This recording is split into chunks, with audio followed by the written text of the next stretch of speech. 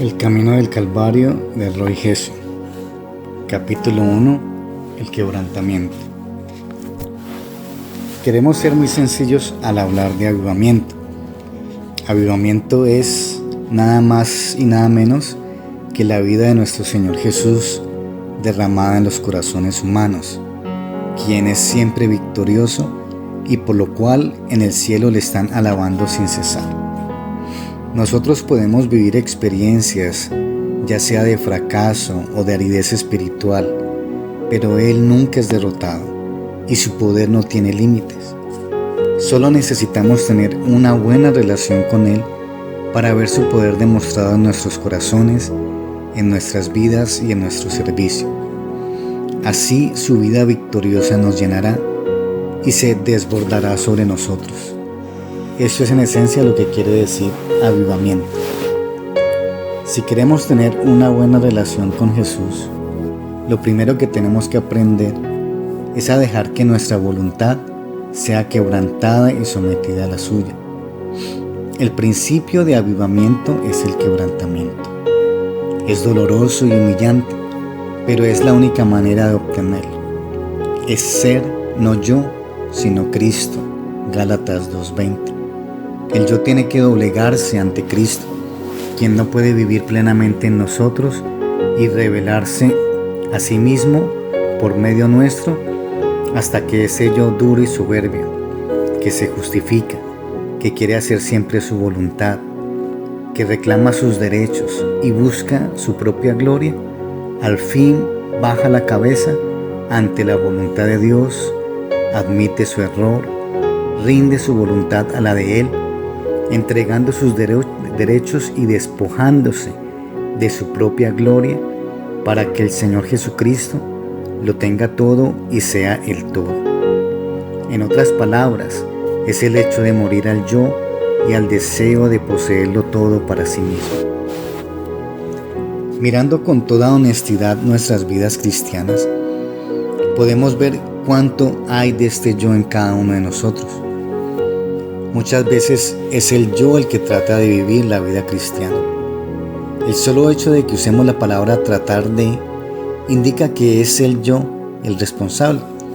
Muchas veces también es él quien hace la obra cristiana. Es siempre el yo el que se irrita, el que es envidioso, se resiste, critica, se incomoda y preocupa. Es el yo el que es duro y sin compasión hacia los demás. Es el yo el que es esquivo, egoísta y reservado. Entonces, no debe sorprendernos el hecho de que necesitemos ser quebrantados. Mientras el yo tenga el control, Dios no podrá hacer mucho con nosotros, porque todo el fruto del Espíritu enumerado en Gálatas 5, 22 y 23, del cual Dios desea llenarnos, es completamente opuesto a ese espíritu duro y no quebrantado de nosotros. El quebrantamiento es obra tanto de Dios como de nosotros. Él nos deja oír su voz, pero a la vez nos permite escoger. Si queremos tener comunión con el Altísimo, la primera condición es estar dispuestos para que su luz nos alumbre, teniendo en verdad un espíritu abierto para dejarnos redarguir y convencer por el Espíritu Santo. Mientras buscamos la comunión con Dios, Él nos mostrará la expresión de ese yo soberbio y duro que le causa tanto dolor.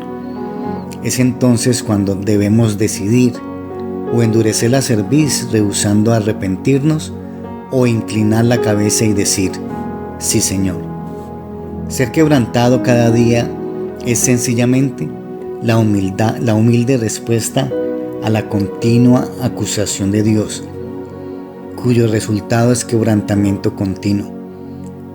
Esto puede resultarnos muy caro a medida que veamos cuánto tenemos que rendir de nuestros propios derechos e intereses, además de la confesión y restitución que muchas veces son necesarias. Por esta razón, no hay otra posibilidad de ser quebrantados sino ante la cruz de Jesús. La buena voluntad que Él mostró para ser quebrantado por causa nuestra es lo que nos debe motivar a ser quebrantados. Así podemos ver al que, siendo en forma de Dios, no estimó el ser igual a Dios como cosa que aferrarse, sino que se despojó a sí mismo, tomando forma de siervo, hecho semejante a los hombres, y estando en la condición de hombre, se humilló a sí mismo, haciéndose obediente hasta la muerte y muerte de cruz. Filipenses 2, del 6 al 8. Siervo de Dios y siervo de los hombres. Le vemos listo a renunciar a todos sus derechos, sin hogar, sin ningunas posesiones, sin devolver maldición por maldición, dispuesto a ser pisoteado por los hombres sin defenderse.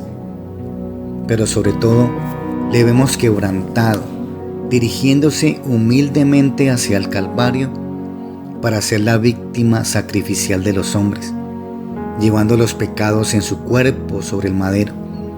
En un pasaje patético del Salmo 22, 6, él dice: «Mas yo soy gusano y no hombre».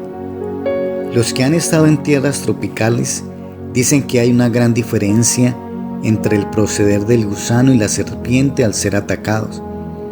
La serpiente se endereza y trata de morder, un verdadero cuadro del yo, mientras que el gusano no ofrece ninguna resistencia, dejándose hacer lo que a uno se le antoje, ya sea chuzarlo o pisotearlo, un verdadero cuadro del espíritu quebrantado. Eso estuvo dispuesto Jesús a hacer por nosotros, un gusano y no hombre. ¿Por qué lo hizo? Porque nos vio como gusanos, que habíamos perdido todo derecho por causa de nuestro pecado, mereciendo solamente el infierno. Ahora nos llama para tomar nuestro verdadero lugar como gusanos delante de Él y para Él. Todo el Sermón del Monte, con sus bellas enseñanzas de no vengarnos, de amar a nuestros enemigos y de dar sin esperar alguna recompensa, da a entender que esta debe ser nuestra actitud. Pero solo la visión de aquel que es amor y estuvo listo para ser quebrantado por nosotros puede constreñirnos a estar listos para hacer lo mismo. Padre, doblega mi soberbia y dureza y ayúdame a inclinar mi cabeza y morir mirando a aquel que en el Calvario inclinó la suya por mí.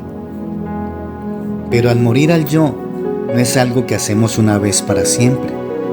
Puede haber un comienzo para morir a él cuando por primera vez Dios nos muestre algunas cosas, pero de ahí en adelante esta experiencia deberá ser constante.